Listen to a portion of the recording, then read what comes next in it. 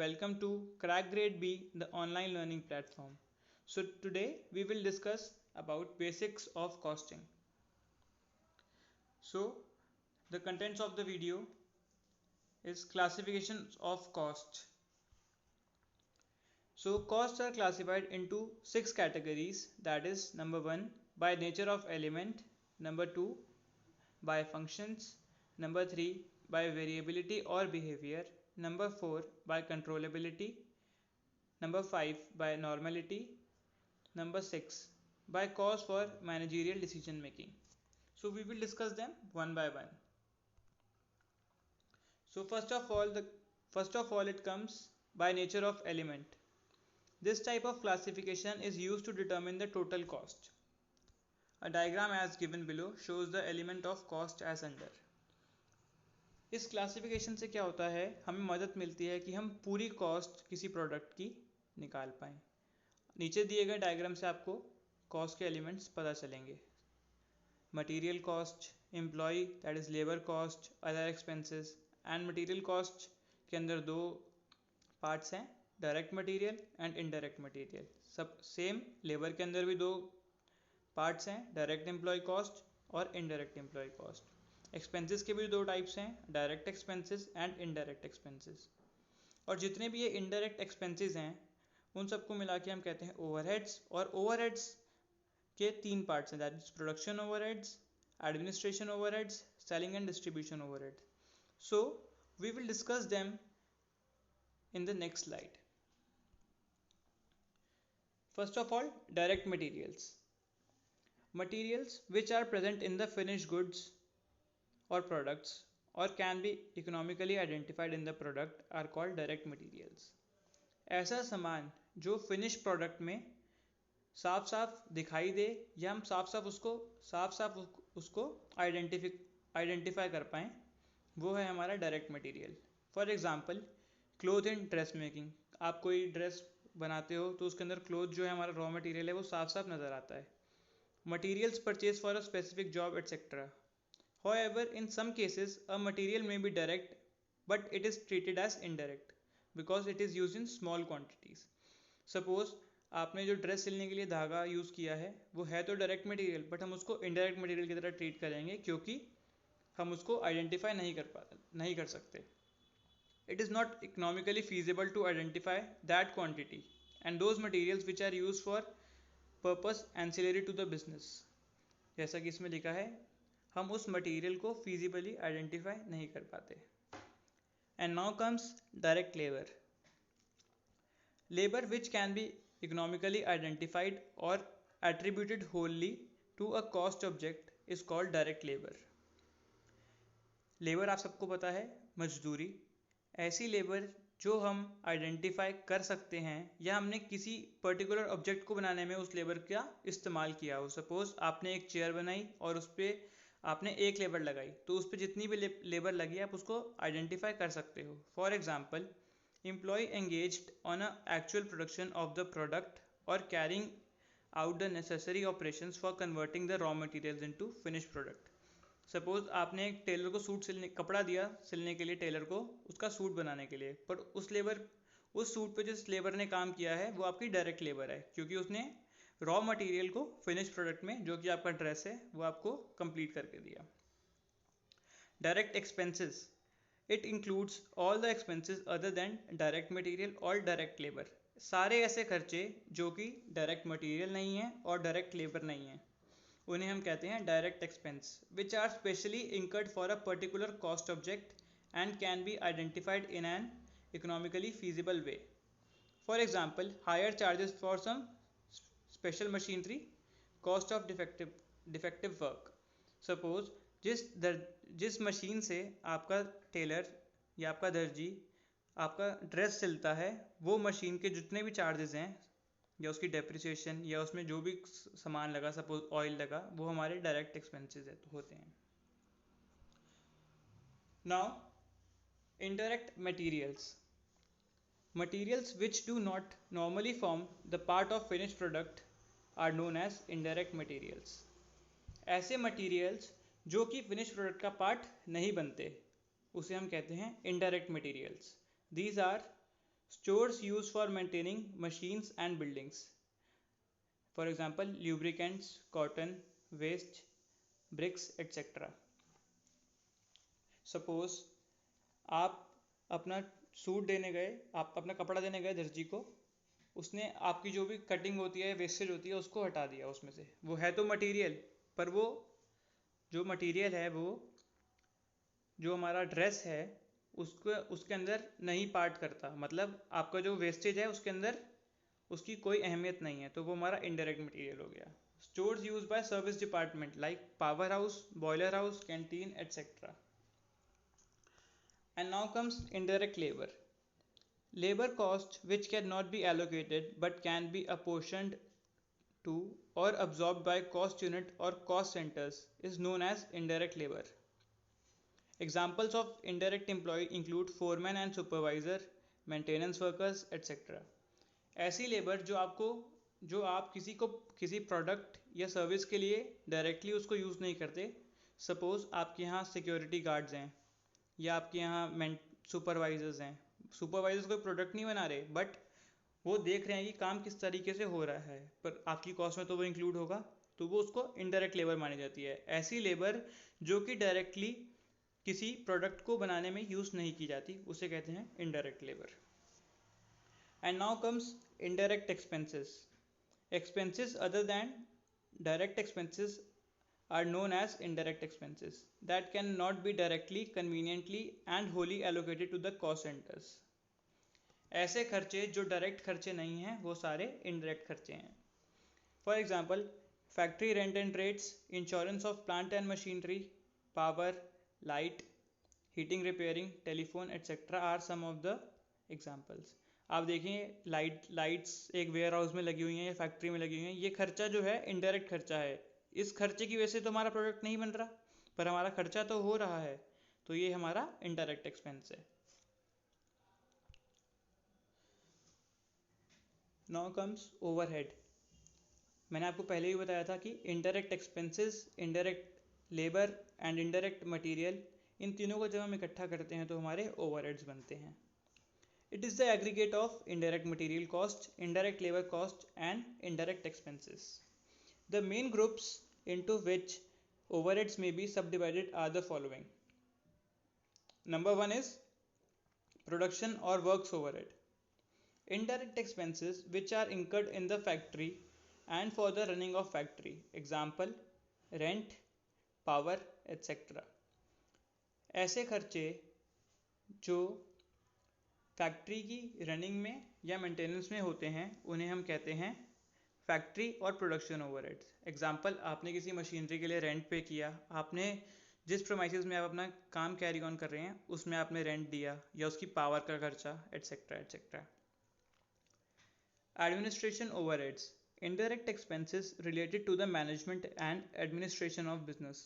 Example, office rent, lightning, telephone etcetera. आपको एक last में पिक्चर भी दिखेगी कि टेलीफोन एक्सपेंसेस हो रहे हैं। और ऐसे खर्चे होते हैं जो हमारे हेड ऑफिस में यूज़ किए जाते हैं, जिनका प्रोडक्शन से कोई लेना देना नहीं होता। Selling overheads, indirect expenses incurred for marketing of a commodity. Suppose आप मार्केटिंग और सेल्स में अपना पैसा खर्च करते हैं, तो ये हमारे ताकि हम प्रोडक्ट को सेल कर पाएँ, तो ये सारे सेलिंग ओवरहेड्स हैं। Advertisement expenses, commissions to sales etcetera. आप देखिए, एडवर्टीजमेंट के खर्चे हो गए या हमने सेल्स से किसी को कमीशन दी तो वो सेलिंग ओवरहेड्स में जाएगा।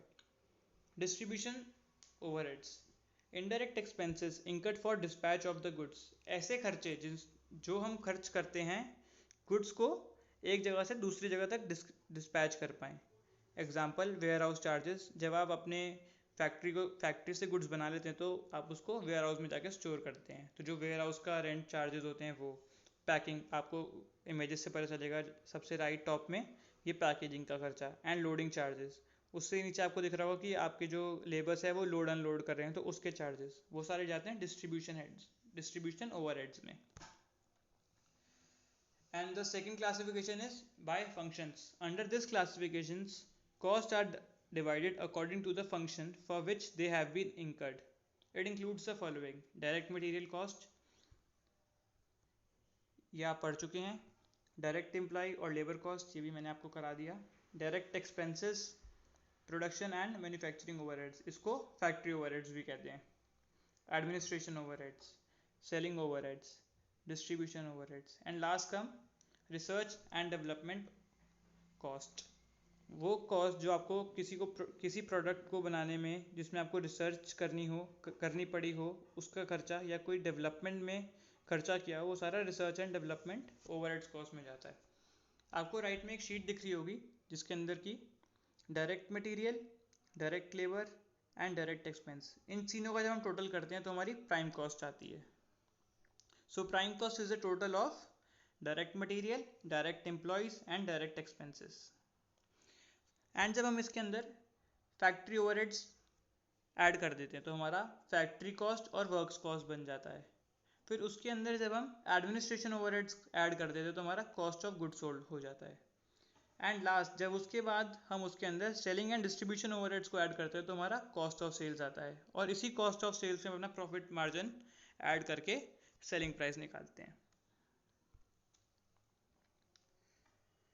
बाय वेरिएबिलिटी और by behaviour, according to this classification, costs are classified into three categories, that is fixed, variable and semi variable। इसके बारे में आपको पहले थोड़ा सा पढ़ा चुका हूँ, पर आज हम इसको डिटेल में डिस्कस करते हैं। तो सबसे पहले fix cost, these are the costs which are incurred for a period and which within certain output and turnover limits tend to be unaffected by the fluctuations in the level of activity, that is output और turnover. ऐसी cost जो किसी period के लिए खर्च की जाए, irrespective आपने उस पीरियड में कितना काम किया है, आपका टर्नओवर क्या है, वो कॉस्ट आपकी अनअफेक्टेड रहेगी। They do not tend to increase और decrease with the changes in output, वो चेंज नहीं होती चाहे आपका आउटपुट या इनपुट कितना भी चेंज होता रहे। For example rent, insurance of factory building remain the same for different levels of production. Suppose आपने अपनी बिल्डिंग का इंश्योरेंस कराया है, अब आप चाहे उसके अंदर 1 यूनिट भी प्रोड्यूस ना करो या 1,00,000 यूनिट प्रोड्यूस करो, आपका इंश्योरेंस कॉस्ट तो सेम ही रहेगी। आप राइट में इसका ग्राफ देख सकते हैं कि फिक्स कॉस्ट का ग्राफ कैसा रहता है। सपोज जो हमारा एक्स एक्सिस है उस पर है आउटपुट और वाई पे है कॉस्ट। सपोज आपकी 0 यूनिट्स प्रोड्यूस्ड हैं तो आपका जो कॉस्ट है वो है 10,000 रुपीज़। आपने 100 यूनिट बनाई तब भी 10,000, 200 बनाई तब भी 10,000, 300 बनाई एंड सो ऑन। तो ये इसकी लाइन हमेशा स्ट्रेट रहती है। And next come variable cost, these cost tend to vary with the volume of activity. जितनी ज़्यादा आपकी वॉल्यूम ऑफ एक्टिविटी होगी उतनी ज़्यादा आपकी वेरिएबल कॉस्ट होगी। Any increase in the activity results in an increase in the variable cost and vice versa. जैसे ही हमारा आउटपुट इंक्रीज होता है वैसे ही हमारी वेरिएबल कॉस्ट इंक्रीज होती है, बट जैसे ही हमारा आउटपुट डिक्रीज होता है तो हमारी वेरिएबल कॉस्ट भी डिक्रीज हो जाती है। For example cost of direct labour, अब आपको जितने यूनिट्स बनाने हैं तो उसके हिसाब से आपको डायरेक्ट लेबर चाहिए होगी। इसका ग्राफ जो है वो 0 से लेकर ऊपर की साइड जाता है। सपोज आपने 0 यूनिट बनाई तो आपका वेरिएबल कॉस्ट 0, आपने 100 यूनिट्स बनाई तो आपका वेरिएबल कॉस्ट 10,000, 200 बनाई तो 20,000, 400 बनाई तो 40,000 and so on. Semi variable cost, these costs contain both fixed and variable cost। इसके अंदर क्या होता है, फिक्स कॉस्ट भी और वेरिएबल कॉस्ट भी इंक्लूड होती है। And thus partly affect the fluctuations in the level of activity, and इससे पार्ट ऑफ द पार्ट जो है इसका इफेक्ट होता है the fluctuations of activity. Examples of semi variable cost are telephone bills, gas and electricity. Such cost are depicted graphically as follows. Suppose आपने telephone का connection लिया but आपने उससे एक भी कॉल नहीं किया, तो कुछ जो उसका बेसिक अमाउंट है वो तो आपको बिल की तौर पे करना ही पड़ेगा, बट जैसे जैसे आप अपनी कॉल्स बढ़ाएंगे तो आपको उसके लिए एक्स्ट्रा कॉस्ट पे करनी पड़ेगी। और इस चीज़ का टोटल वेरिएबल कॉस्ट और फिक्स कॉस्ट का टोटल ही होता है हमारा टोटल कॉस्ट। सो हम चलते हैं अपनी नेक्स्ट स्लाइड पे। By controllability, Cost here may be classified into controllable and uncontrollable cost. सबसे पहले बात आती है कंट्रोलेबल कॉस्ट की. Cost that can be controlled typically by a cost, profit or investment center manager is called controllable cost. ऐसी cost जो कि कोई कॉस्ट सेंटर, इन्वेस्टमेंट सेंटर या प्रॉफिट सेंटर का मैनेजर कंट्रोल कर पाए, उसको हम कहते हैं controllable cost. Controllable cost incurred in a particular responsibility center can be influenced by the action of the executive heading that responsibility center.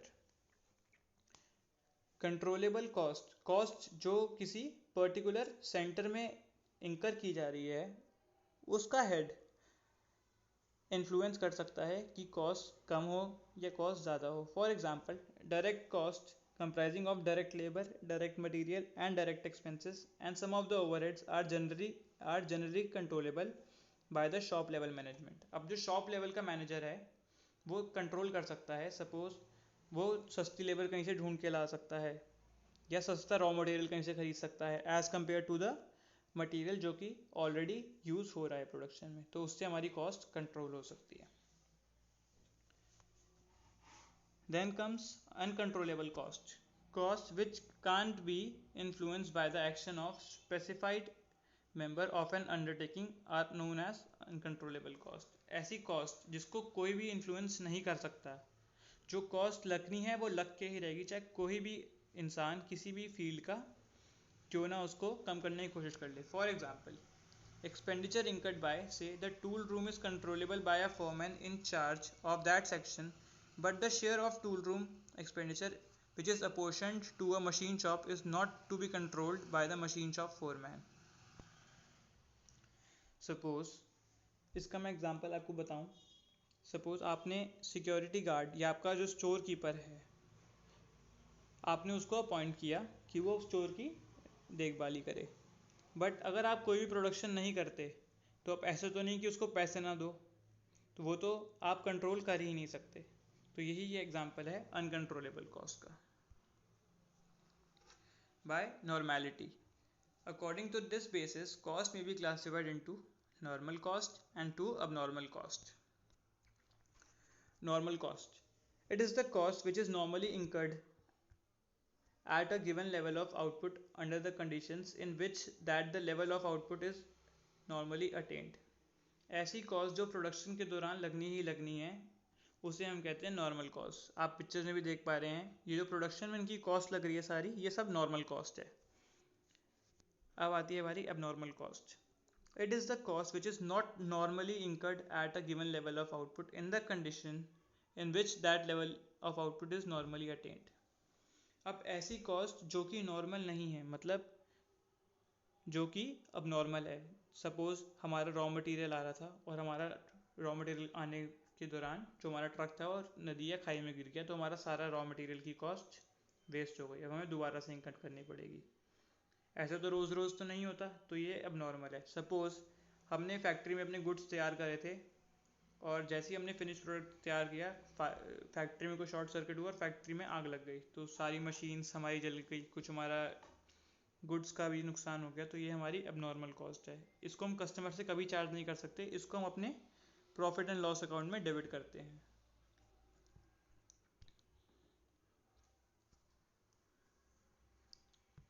And now comes by cost for managerial decision making. According to this basis, cost may be classified as follows. Predetermined cost, a cost which is computed in advance before production or operations start on the basis of specification of all the factors affecting cost is known as predetermined cost. आपको इसके नाम से ही पता चल रहा होगा, ऐसी cost जो हम पहले से ही प्लान करते हैं कि हमारा कितना खर्चा होगा किसी प्रोडक्ट को बनाने में. प्रोडक्ट को या ऑपरेशन को स्टार्ट करने से पहले जो हम सोचते हैं वो है हमारी प्रीडिटरमिन्ड कॉस्ट.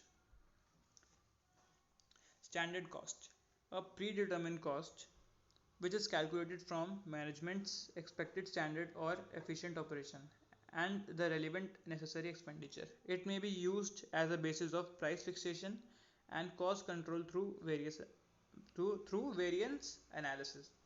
स्टैंडर्ड कॉस्ट एक ऐसी प्रीडिटरमिन्ड कॉस्ट है जिसको मैनेजर्स ने तय किया है कि हमारा इस स्टैंडर्ड से ज़्यादा खर्चा इस प्रोडक्ट को बनाने में नहीं होना चाहिए, और इसके बाद कोई भी वेरिएशन आता है तो मैनेजर्स उसको कंट्रोल करते हैं। हालांकि स्टैंडर्ड कॉस्टिंग के ऊपर हम पूरा एक आगे क्लास करेंगे, तो तब आपको ज़्यादा अच्छे से समझ आएगा। Marginal cost, the amount at any given volume of output by which aggregate costs are changed if the volume of output is increased or decreased by 1 unit। Suppose भी हम अभी बना रहे हैं 100 यूनिट्स।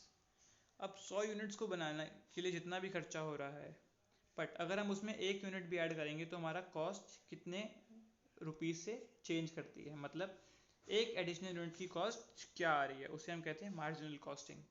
ये चैप्टर भी हम अगली क्लास में या आने वाली क्लासेस में डिटेल में करेंगे। Imputed cost, these costs are notional cost which do not involve any cash outlay। ये ऐसी कॉस्ट हैं जिसमें हमारा कोई भी कैश में खर्चा नहीं होता। सपोज आप एक बिज़नेस स्टार्ट करते हैं, आपने बिज़नेस में 10 लाख रुपीज़ इन्वेस्ट किए, बट यही एक 10 लाख अगर आप किसी बैंक में इन्वेस्ट करते, जो आपको इंटरेस्ट मिलता, वो आपकी नोशनल कॉस्ट हो गई या फिर आपकी इम्प्यूटेड कॉस्ट हो गई। जो पैसा आप कमा सकते थे पर आपने नहीं कमाया, उस चीज़ को बोलते हैं हम imputed cost. These cost are similar to opportunity cost. ऐसी इसको हम अपॉर्चुनिटी कॉस्ट भी कह सकते हैं। Then next come explicit cost. These costs are also known as out of pocket cost and refer to the cost involving immediate payment of cash।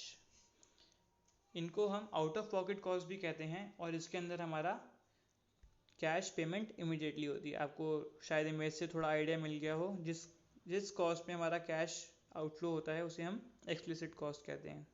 For example, salaries, wages, postage and telegrams, printing and stationery, interest on loan, etc. are some basic example of explicit cost involving immediate cash payment। आपको बहुत simple है, आपको देख के ही समझ आ गया होगा। And now comes implicit cost. These costs do not involve any immediate cash payment. They are not recorded in books of account. They are also known as economic cost. Suppose time, अब time की value क्या है उसको कोई नहीं बता सकता, तो ये हमारी इम्प्लिसिट कॉस्ट होती है। ना टाइम की रिगार्डिंग कोई पेमेंट की जा सकती है, ना हम टाइम को अपनी बुक्स ऑफ अकाउंट में रिकॉर्ड कर सकते हैं, तो इसको हम कहते हैं implicit cost. Capitalise cost, these are the costs which are initially recorded as an asset and subsequently treated as expenses। अब सपोज आप अपनी फैक्ट्री के लिए एक मशीन लाते हैं, मशीन की कॉस्ट है 10 लाख रुपए। अब मशीन को लगाने तक के पहले जितने भी खर्चे होंगे वो सारे आपके कॉस्ट ऑफ द एसेट में ऐड हो जाएंगे। सपोज आपने उस पर आपने टैक्सेस पे किए, आपने उस पर लोडिंग अनलोडिंग पे किया, फिर आपने उसको चालू करवाने के लिए इंजीनियर को पैसे दिए, तो वो सारे हमारे हो जाएंगे capitalise. That is added to the cost of machinery, that is added to the cost of fix asset. जितने भी खर्चे होंगे कोई एसेट को इंस्टॉल कराने या चालू करने से पहले, तो वो हमारे कैपिटलाइज कॉस्ट होंगे। मैं आपको इसका एक रियल लाइफ एग्जांपल देता हूँ। सपोज आपने एक एसी खरीदा और आपने एसी को खरीदने के लिए उस पर 2000 रुपीज़ फ्रेट चार्जेस दिए, और सपोज 1000 रुपीज़ आपने इलेक्ट्रीशियन को दिए, तो आप किसी को ये नहीं कहोगे कि हमारा एसी है सपोज 20,000 का, तो आप किसी को ये नहीं कहोगे कि हमारा एसी 20,000 का है, आप कहोगे हमारा एसी आया है 23,000 का। तो आपने सारे कॉस्ट वो ऐड कर लिए एसी में, आपने कैपिटलाइज कर लिए। इसका यही मतलब है कैपिटलाइज कॉस्ट का। पर उसके बाद जितने भी खर्चे होंगे एसी पे, कोई रिपेयर एंड मेंटेनेंस, साल की सर्विस, वो आप उसको रिवेन्यू एक्सपेंसेस की तरह ट्रीट करोगे। Product cost, these are the costs which are associated with the purchase and sale of goods। In the production scenario, such costs are associated with the acquisition and conversion of material and all other manufacturing inputs into finished product or sale। Product cost वो cost है जो खर्च होती है किसी raw material को finish goods बनाने में। सपोज आपने रॉ मटेरियल खरीदा, सपोज आपने पेन बनाने और आपने रॉ मटेरियल खरीदा प्लास्टिक या एट्सेट्रा, जो भी इंक, रॉ इंक एट्सेट्रा। आपने जब उसको फिनिश प्रोडक्ट में पेन में बना लिया, तब से लेकर तब तक आपके जितने भी खर्चे हुए वो सारे आपकी प्रोडक्ट कॉस्ट है. सो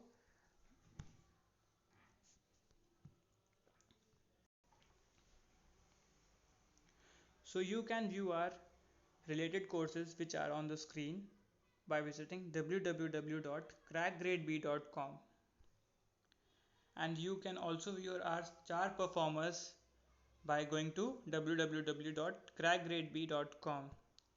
Thank you and happy learning.